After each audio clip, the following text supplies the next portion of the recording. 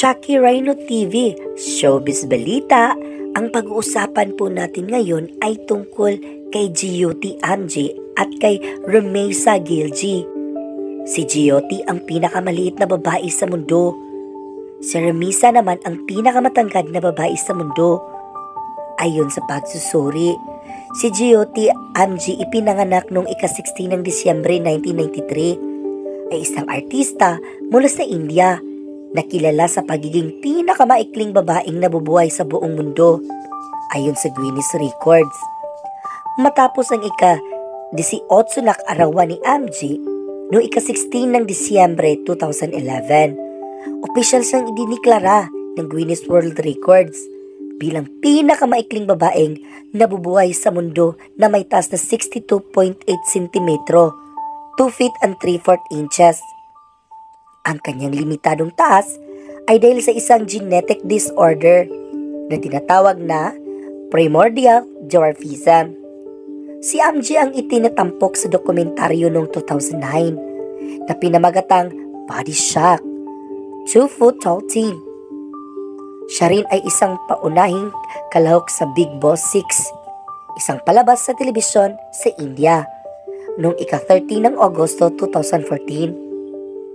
Siya ay nasa cast at ika-4 na season ng American Horror Story na tinatawag na freak show bilang mapitit. Noong 2012, nakilala niya ang pinakamaikling lalaki sa mundo, si Chandra Bahadur Damje ng Nepal. Ang magkakapariha ay nagpo-post ng magkakasama para sa ika-57 edition ng Guinness World Record. At pag-usapan naman natin si Rumeysa Gilji. Siya ang pinakamatangkad na babae sa buong mundo. Ipinanganak noong ika-Enero 1, 1997. Ay isang tagapagtaguyod, mananaliksik at web developer mula sa Turkey. Siya ang pinakamatangkad na babaeng nabubuhay ayon sa kumpirmasyon ng Guinness World Records.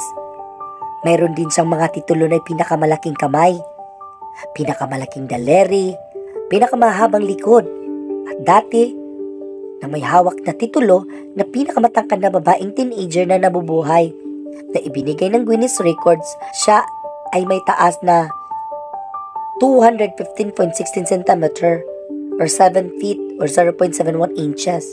Panoorin niyo ang video ha. If nagustuhan mo, don't forget to follow, like and subscribe my YouTube channel, Chucky Rhino TV. Maraming salamat sa panonood!